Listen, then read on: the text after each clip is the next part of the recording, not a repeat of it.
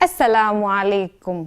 Hujambo mtazamaji na karibu katika kipindi Ripoti Horizon. Jina langu ni Ibtisam Jamal. Kulingana na Baraza la Kitaifa la Kudhibiti Ugonjwa Ukimwi, Wakenya 6% wameambukizwa na ugonjwa huo, sawia na watu milioni 1.6.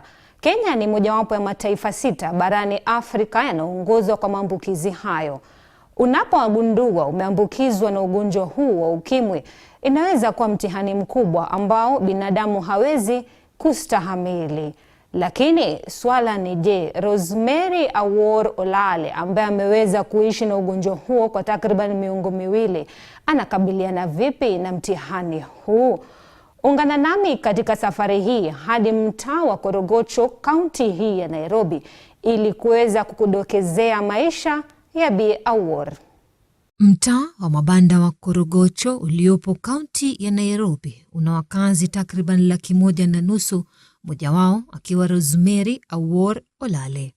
Mwaka 1998 maisha ya Rosemary yalibadilika kwa sekunde moja.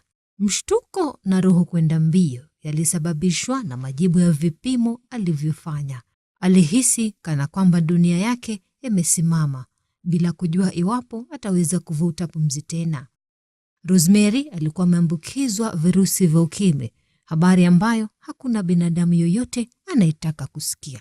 Historia ya jinamizi la virusi vya ukimwi ilishuhudiwa mnamo mwaka 1930 kwa mara ya kwanza, na kuaminika kuwa chanzo chake kilitokana na nyani aina ya chipanzi waliokuwa katika mataifa ya Afrika Magharibi na kusambaa kwa binadamu. Mwaka 1980 ugonjwa huo ulianza kushuhudiwa. Mwaka 1983 watafiti duniani waligundua chanzo cha kuambukizwa kwa ugonjwa huo, na uzinduzi wa kupimwa kwa damu na kutambua virusi hivyo ukafanyika mwaka 1985.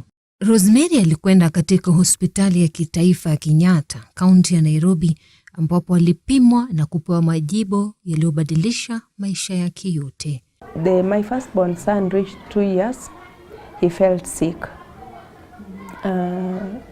The complications of malnutrition, TB, malaria, all came together.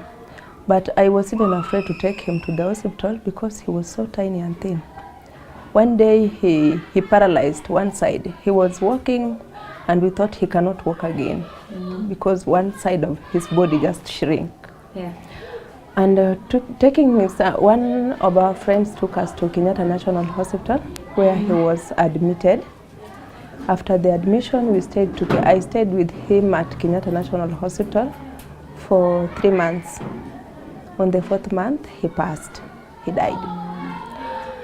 So when I was at Kenyatta, that was in 99 now, and that was the year that the former president, Daniel Moi, announced that HIV is a national disaster. So everyone who was at the hospital were being tested for HIV. I went for the test because all along I've been brought up in the church. I've never seen where I went wrong. My husband is like a pastor.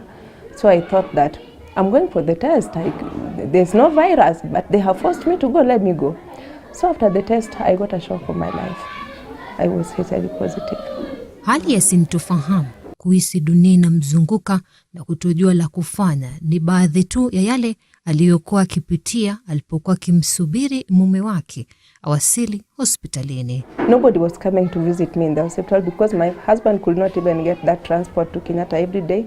So he used to come on Saturday. So when he came on Saturday, I just approached him. I was unfriendly to him because I thought maybe when I was at home, he used to work with other women. So I approached him and told him, you are the one who has infected me in front of people because I was that angry. I wanted to know where did the virus come from.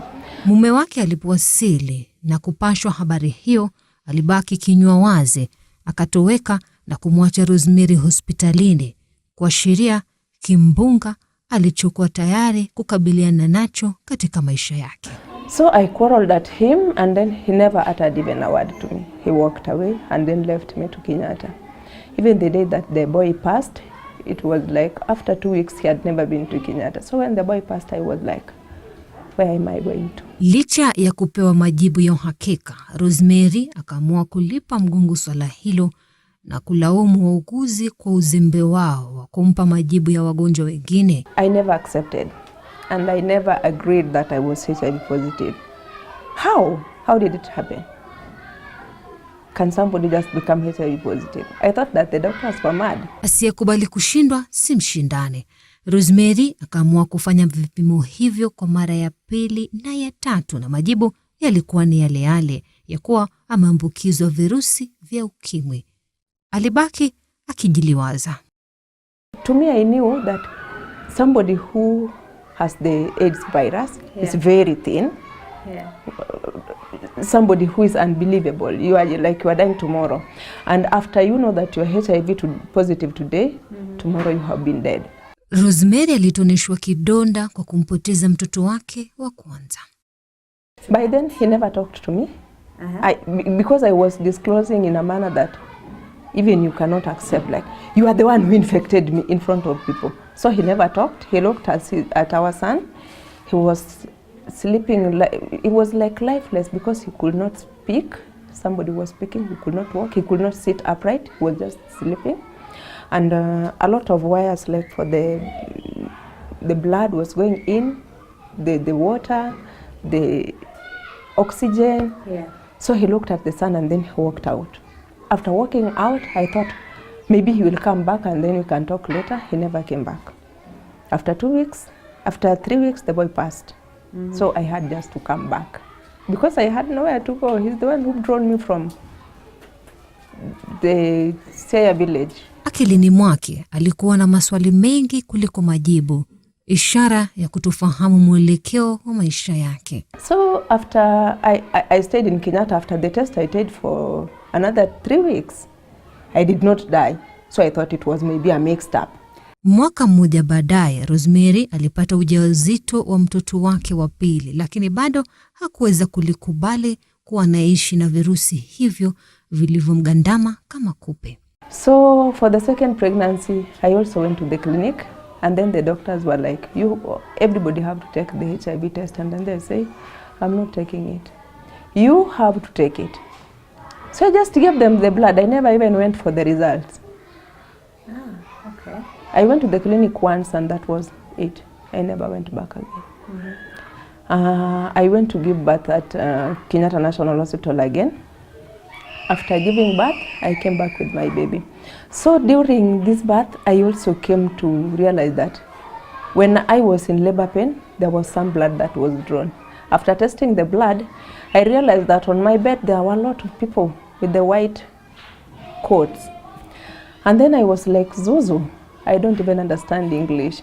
So they came, they looked at me and then she's HIV positive, and then I was like, you are mad. You are the one who is HIV positive.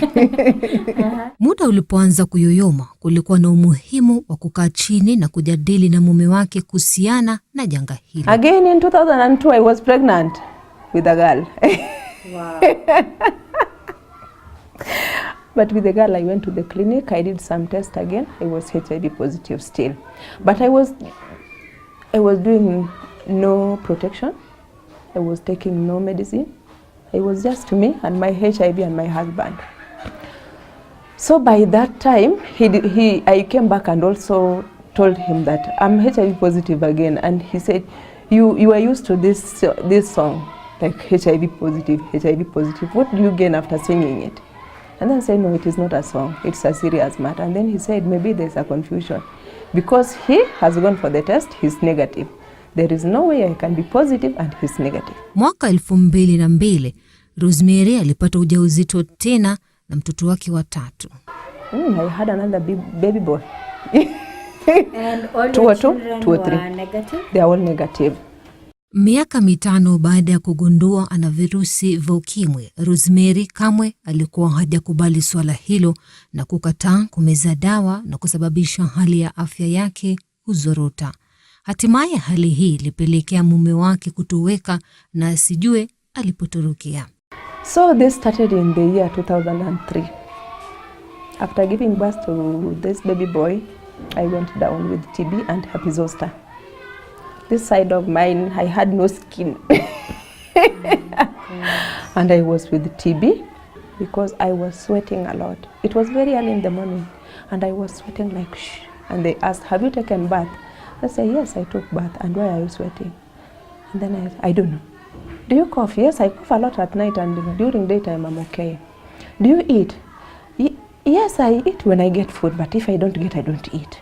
And then the doctors asked me to do some little test and then said, HIV test, I'm not going to take it. Because it is your blood that you are testing and saying it is my blood. So this doctor asked me that we are not going to do HIV test, but we are going to do the TB test for you. After 2 days, I did the sputum, and after 2 days I went for the result. I had TB, and it was the chronic TB. That time my husband realized that there is death in this house. He walked out. Maisha yake yalikuwa na panda shuka, shida zikiongezeka kama mlima na kusababisha marafiki zake pia kumkimbia. You know, in the house and there are 4 people, everybody is diarrheaing, including the mother. I could not walk from my house to the toilet because when I walked, the toilet was built somewhere far from our house. And then from my house to the toilet, we shared the toilet with the neighbors. So whenever one sees you going towards that place, they just go and lock that toilet. So you cannot use the toilet because you are going to infect everybody.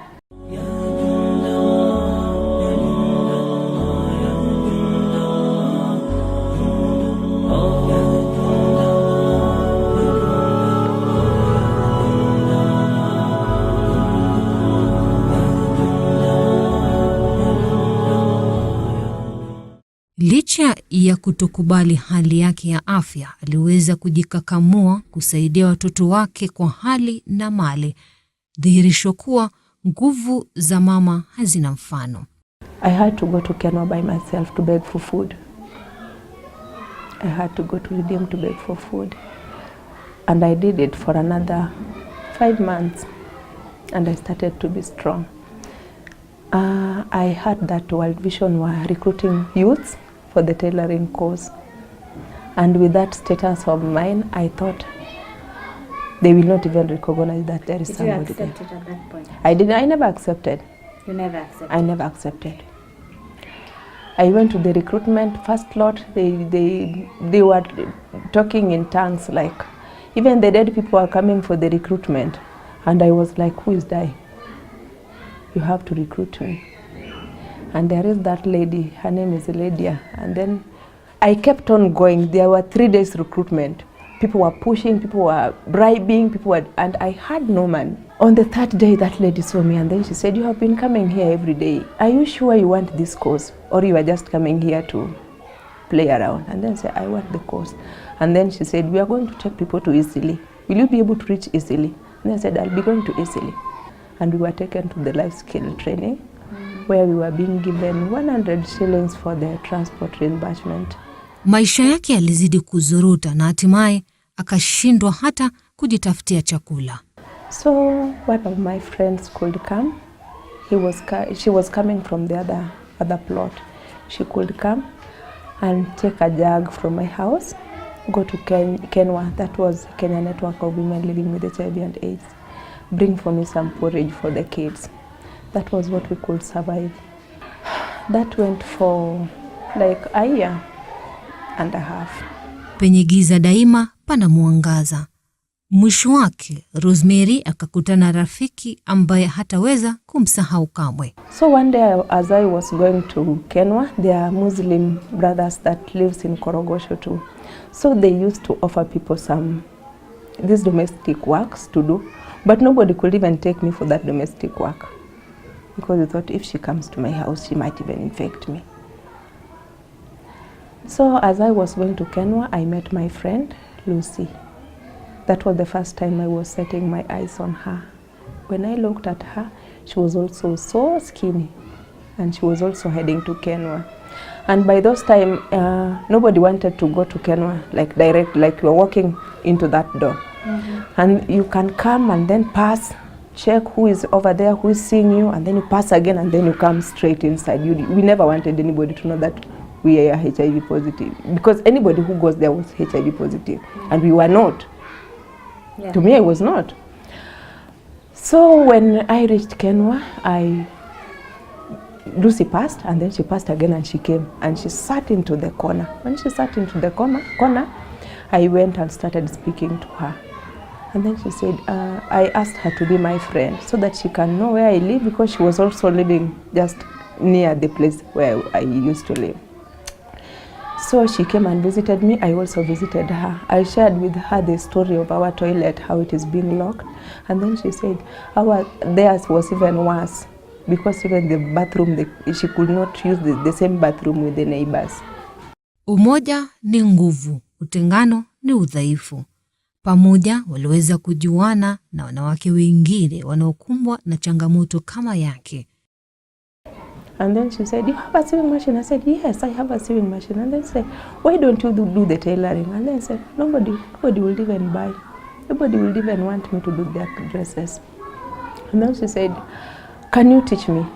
And I said, yes, I also think of sharing these skills, because I knew I am going to die.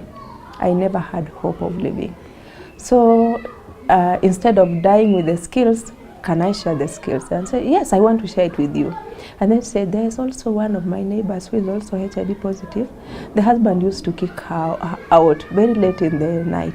Can I come with her? And then I said, yes, I want everybody who is HIV positive to come so that we can share these skills. So Lucy the other day came with Mary. Mary is still here, but Lucy passed away last year. When they came, we talked, and then we said, I can share the skills, and we can also do little beadwork. After the exhibition, we joined the Asante Mama Chama Award, and we merged the winners. Because Lucy was like, you want to join the competition, and you are dying. How is a dead person going to compete? And say, I want to win before I die. Utafiti uliofanywa ulimwenguni mzima ulionyesha kuwa watu wanaoishi na virusi vya ukimwi wanakabiliwa na msongo wa mawazo, ukosefu wa fedha na unyanyapaa. So we joined the competition as a team. The first shot was done at Kawangware. We went with Lucy, and to the shocking, when they called the chairpersons, it was like the two people were put together. You find very beautiful women being the chairpersons, very huge women, and Lucy was like, Rosemary, let's do this, let's walk out, because we did not want to embarrass ourselves, like we are going there, we have nothing good to share. And when we were discussing about this, one of the judges realized that there was something that was hurting us. And then they called me, the chair lady of Tuinuke, are you around? And then was, Lucy, why don't you say it was you? Because to me, my skin has not healed well. I had some spots. And I said, Lucy, just say it is you. And then she said, no, it is you who is the chairperson. And then yes, we are here. The chairperson to walk in front. And I looked at Lucy, I told her, please, can you walk? No, just walk. So I went in front. By that time, even our dressing code was not that could fit. Though we had started making some little income, we stopped going to Kenya for food. We could do some food for ourselves, we could cook, but we did not have that enough money. So when I walked in front, I was looking at Lucy, and then we were asked, why did you form the group? You formed the group to con people. And I was like, no, we are not conning people. We are just selling to sustain our livelihood before we die. And all the judges laughed. And why do you want to die? And then I told them we are all HIV positive, and we are working together, waiting for the time to come. the skills that we are having, we are also sharing with other women who are HIV positive and who are not HIV positive, so that we die empty. And then it was like, oh, we are not going to question you anymore, just go back.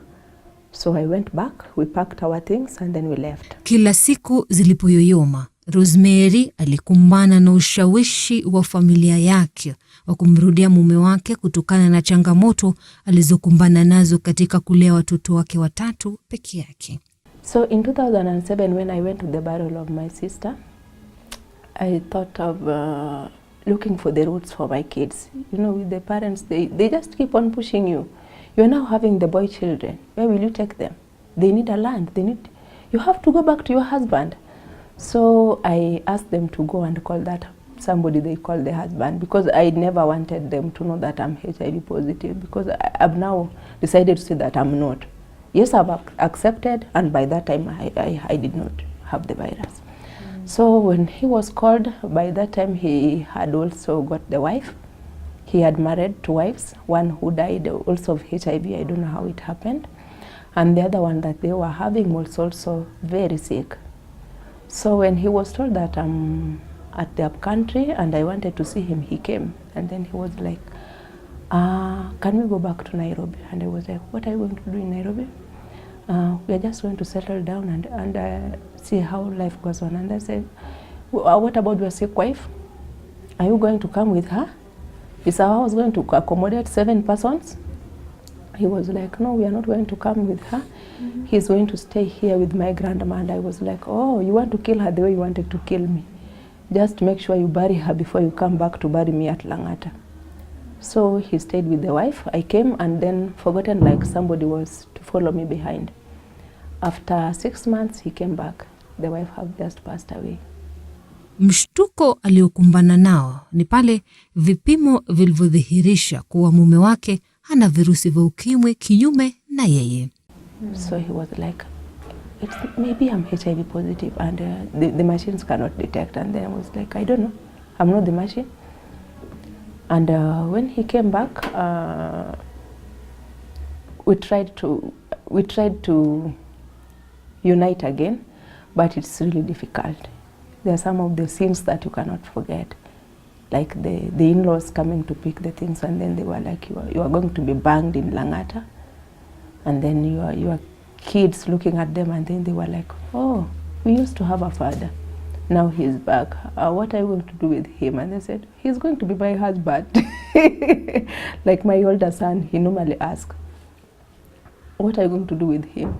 And what happens if he walks away again? Because you are not going to heal now. The antidotes are not there. You're HIV positive to death. Kwa zaidi ya miaka 5 aliweza kuweka siri ya hali yake kwa watoto wake, lakini hakuna siri ya watu wawili. Nilipopata habari kuwa mzazi wangu hakuna virusi vya ugonjwa wa ukimwi, siku hiyo nilistuka, nilibaki na wasiwasi, lakini vile mamangu tumetoka naye mbali, nikaona tutaendelea tu na maisha, nikachukua ni kama ni kitu normal. First, kabla mamangu hajaniambia, alikuwa anaisema ana joke, so mimi nilichukulia kama jokes. Then nikifika class 7 ndiye akasema, bado sikuamini.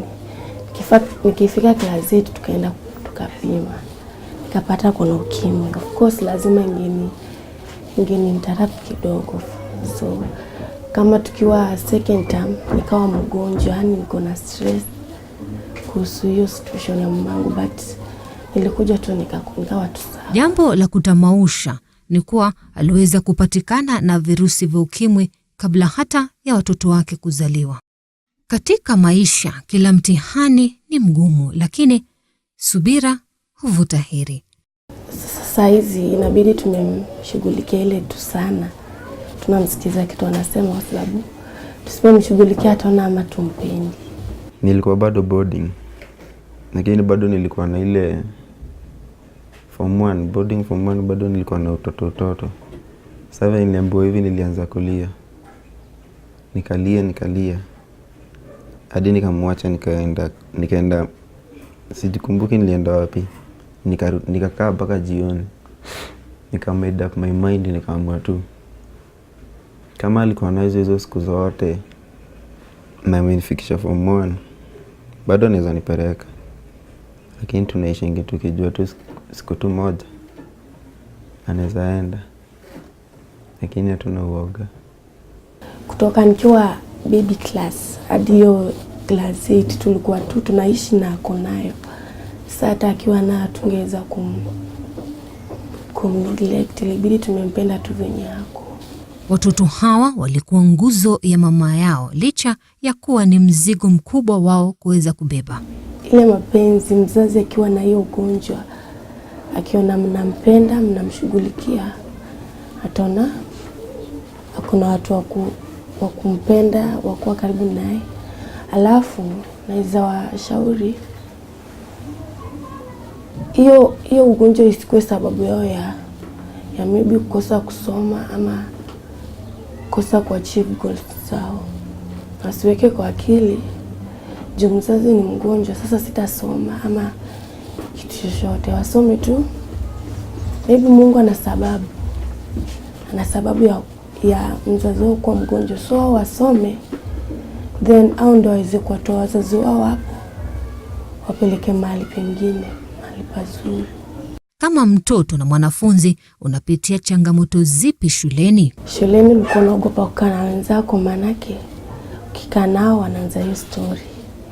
Una feel like kila mtu akupendi, wanakuweka kando, lazima wakupendi. But teachers wangu walikuwa washajua, walikuwa tu karibu na mimi, walikuwa wananipea motisha. Upendo na umoja wa wazazi wao uliweza kuwafanya kuwa majasiri. Mamangu akienda job ama kitu kingine anatushughulikia. Sasa mamangu akiwa huko nje anaona kuna mtu ameacha na analinda watoto wake. So mamangu anakuwa strong, anajipa hope. Mnamo mwaka 2016, Kenya iliorodheshwa nambari 4 duniani pamoja na Uganda na Msumbiji kuwa na watu milioni 1.6 walioambukizwa virusi vya ukimwi. Virusi vya ukimwi vimesambaa zaidi kupitia ngono na watu walioathirika, na imeathiri watoto, wanawake, vijana na wanaume.